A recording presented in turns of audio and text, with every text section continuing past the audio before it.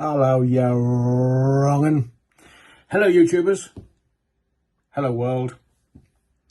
After last night's live, and thank you again for your support, for your comments, and for your eyeballs just being there, I took some time to consider what I wanted to do next from my radio archive.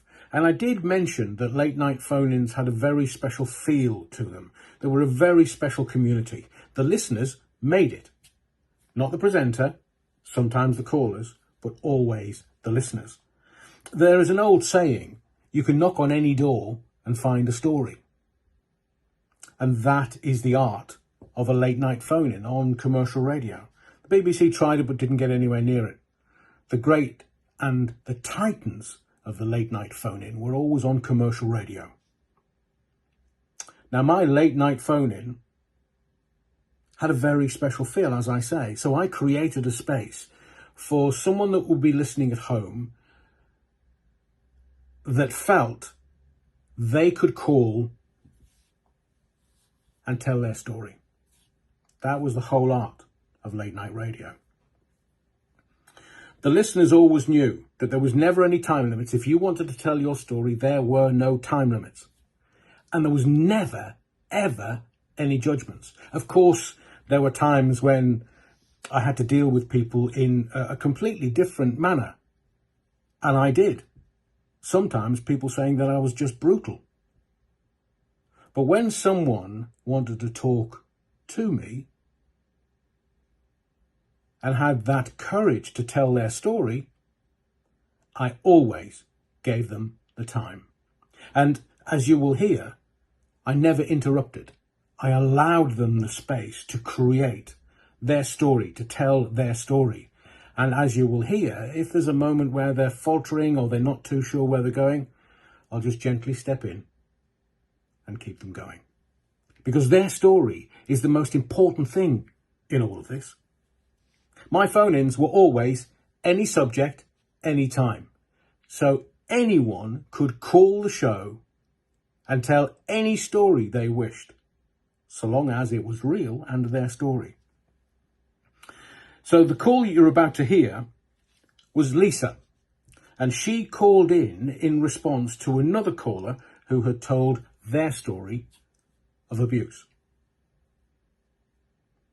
The courage it took for Lisa to call the show firstly, to hang on whilst I'm talking to other callers, speak to my phone up or whomever was through the glass. You have no idea how much courage it took for Lisa to tell her story. And I want you to remember that Lisa's story was honest, raw, and very, very real. It wasn't mainstream media where things are sanitized or controlled, or you're not allowed to say this or you're not allowed to say that. Lisa had the time and the space to tell her story. And as it said at the beginning of all of my phone-ins, my phone-in, the Adrian Allen phone-in, contained frank, honest, and sometimes very controversial language. So here is Lisa telling her story in all of its rawness. It's regarding Sue, as I phoned up. I've been through exactly the same as what she's going through. I do fully understand. I was abused when I was younger, as far back as 3 I can remember, by my grandfather, from about 13 up by my stepfather. I left home at 15. I lied to my mother, I told her I couldn't get on with anyone, and I moved away. I met someone, I moved in, I got married, I had the children, things started going wrong. He'd beat me, he'd tie me to the bed to have intercourse. I put up with it for about 3 years, and I left. I walked out to my 2 children. I couldn't put up with it. I'd gone through the divorce and everything. I'd met someone else, and things were fine. The beating started.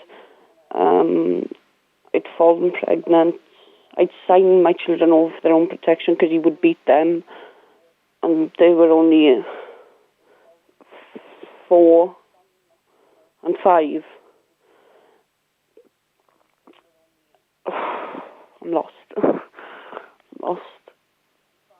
Just take your time. You've got plenty of time. There's not a difficulty. Well, I signed my 2 children over for their own protection. I'd fallen pregnant in between.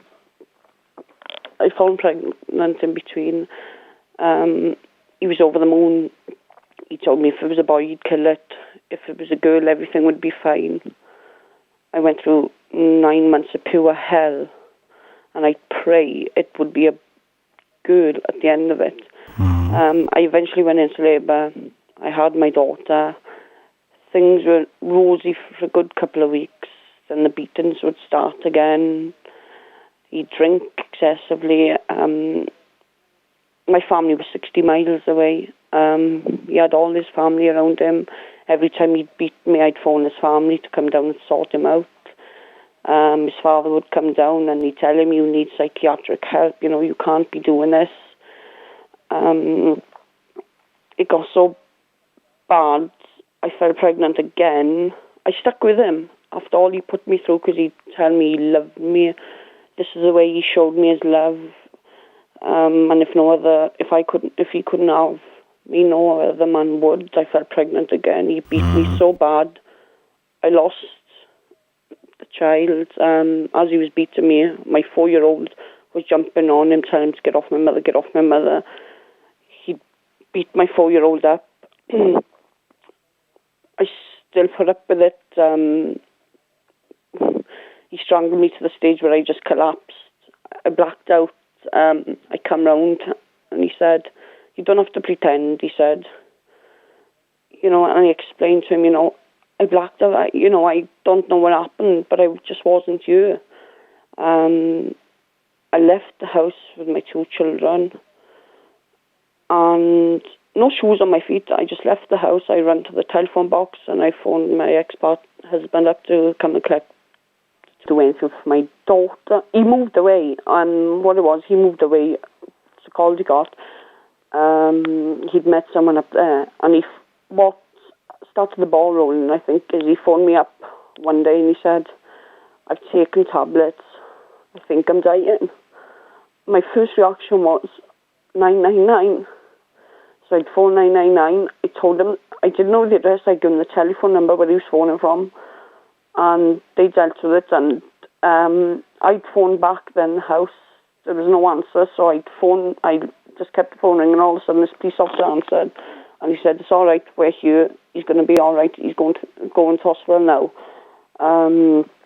It happened numerous times. He'd phoned me from College Cotton saying he'd done the same thing again, and I said, you need to get away from her. I said, she's just as bad as you. Move away from where you are now, make a fresh start. So you come back home to live in the area. And he phoned me up one day and he said, I'm depressed. I said, what's the matter? He said, I've taken tablets. I said, not again. And I said, what are you doing it for? I said, all you've put me through, it should be me taking the tablets. And he said, I can't live like this anymore. And I had friends with me, and they said, oh, he's playing up, he's looking for sympathy. I'd phoned my partner, the one I just split up from, and he was good as gold. And I told him what my daughter's father said he'd done. He got down to the flat where they were living, and he phoned me up and he said, he's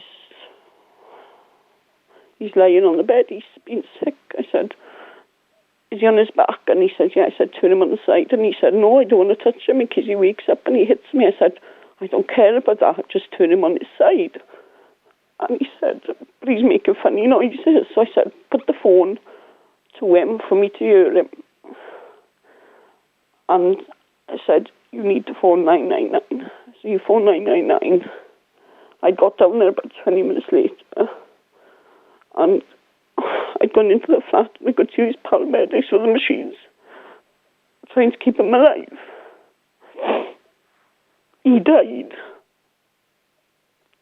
And a part of me went with him. I know it's stupid, but a part of me went with him. How can you say that, Lisa, after the beatings he gave you? I was used to it from when I was little. I was used to it, and that's the life I knew. Like Sue, that was the only life I knew.